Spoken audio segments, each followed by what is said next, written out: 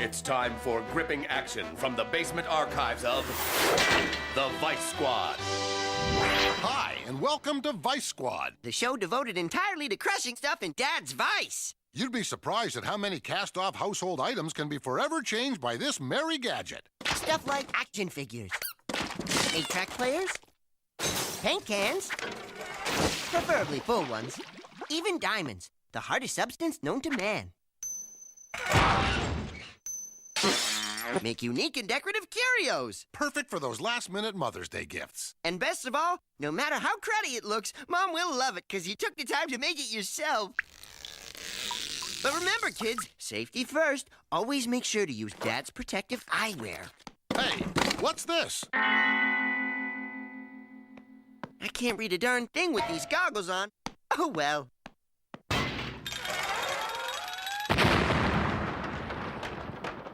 Oh, are you okay, little pal?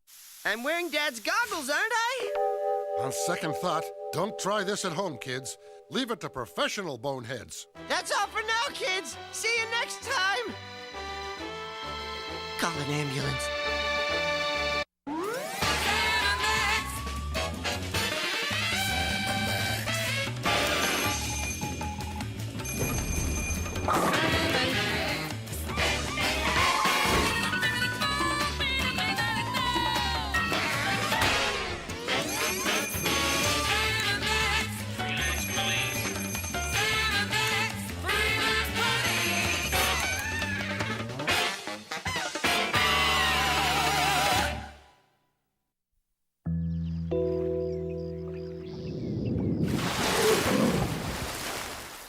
Looking back on it now, trying to keep an alligator as a family pet probably wasn't a good idea. Even something as simple as washing for dinner became a big production. He just wasn't acting like his old self. Not like when he was just a guppy, anyway. Yeah, I'll never forget the first time we laid eyes on the little guy.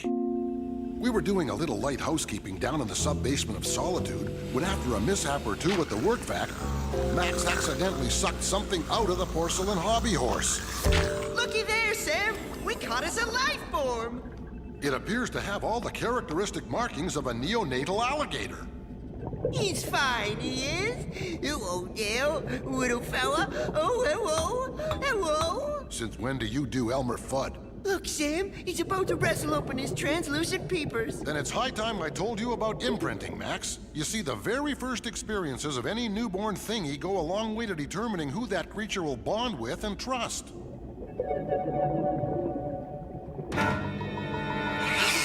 Or conversely, loathe and despise. Congratulations, little pal. He thinks you're his mommy. You mean we can take him home and raise him as our own? We were young and foolish. Just kids ourselves, really. What did we know about the care and feeding of infant wildlife? Sure. How hard can it be? I'll name him John, since that's where we found him. And so began our longest journey together.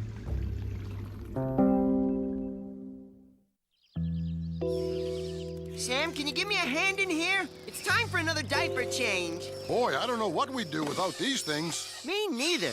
I barely have time to think, let alone tend to my own needs. Yeah, who'd have thought taking care of something that depends on you for its very existence could be so much work? He hasn't stopped bawling or spewing or having happy little accidents since we got home. I wonder which vexing him so. What's the matter, little fella? Are you bored? Are you sleepy? Are you sensing my desire to turn you into a quiet little handbag? Max. Sorry. I think he's hungry. He hasn't eaten a thing, and I've tried everything. Have you tried the spaghetti carbonara? I'm dying. Sure, on the outside, we try to appear all ha-ha and fancy-free. But on the inside, we were a threadbare bundle of nerves and organs. Little John wouldn't eat. I'm worried, Sam. What do you suppose little gators eat? Hold on a second. Well, let's see now. Albacore, albatross, alley-cat, Al-Gore. Here it is, alligator. According to this, baby gators can only thrive on a diet of worms, insects, and rare swamp larvae. I like mine medium rare, with just a trace of pink. Should I check the sink traps? No. For this type of bug hunting, we need someplace thick with moisture and tropical heat. Okay, I'll check my spit valve. It's off to the wetlands. Well, here we are in a little-known inner-city bayou, painstakingly gathering insectoid sustenance for our infant charge. Putting boots and hammers to the feisty bigger ones. Looks like we have an ample supply of warm, savory bugs for our little Johnny to feast on, Max. Let's render them into a smooth, enriched paste without delay. And voila! Baby gator food a la Sam und Max. Our little John is about to take his first few pensive mouthfuls. I'll get the kid, you get the camera.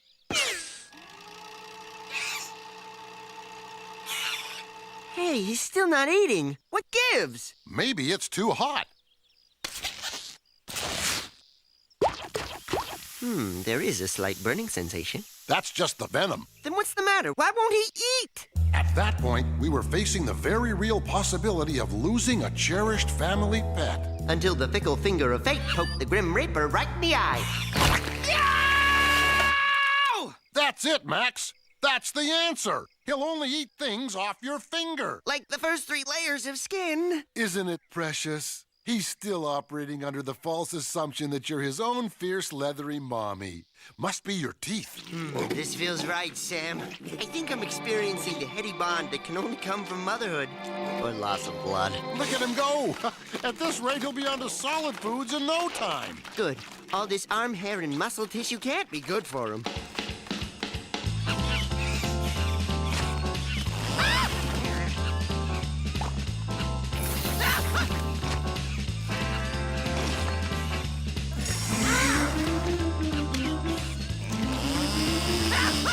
Well, that's the last of it. Not quite. There's still some bean dip.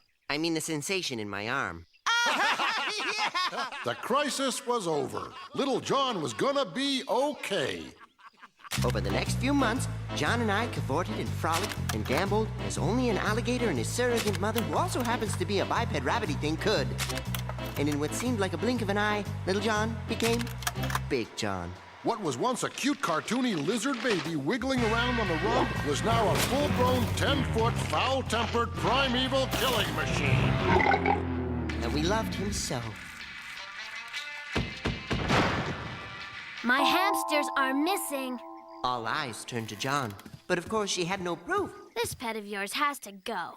You can't expect a full-grown alligator to adapt to your lifestyle. Nobody can adapt to your lifestyle. The geek was right. Soon after we started noticing a difference in John, he started acting distant, uncommunicative, depressed, He'd taken to sleeping with his ear to the toilet. and acting fiercely protective of an old pair of alligator brogues. We were very concerned. That's why we've come to you, Doctor. Can you shed some light on what the problem might be? He's an alligator. You can't keep a vicious animal in the city. There are laws. I see. And your professional recommendation? Get rid of him!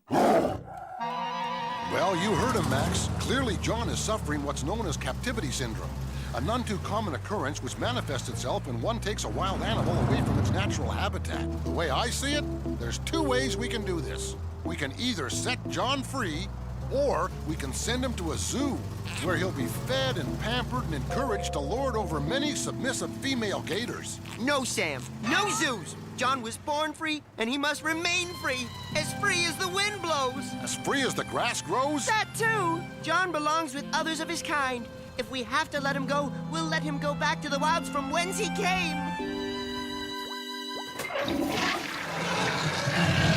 What are you doing? Returning John to the life he once knew. To the wilds of the sewer system, silly. Alligators don't come from sewers. They come from Florida.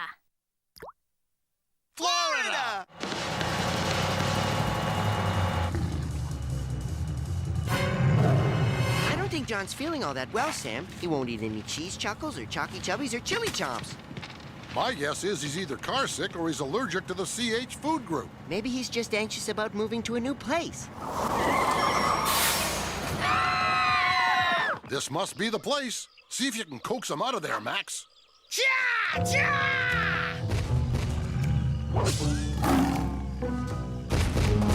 You see, he's blending right in. I think our John will be very happy here. They grow up so fast. Yeah, uh-huh. Oh, it's okay. There, big guy. Yep, we'll get right on it. That was the high-pitched squeal of the commissioner, Max. He says our heart-wrenching story has moved him to tears and that there's dirty dealings on the banks of Old Man River. Looks like we're barely bound. We visited John many times after that, And not just because he swallowed our shields and we were waiting for nature to do its thing. but because even though John was back with his own kind, he'd always be our special Gator. You choked me up, little buddy. Which one was he again?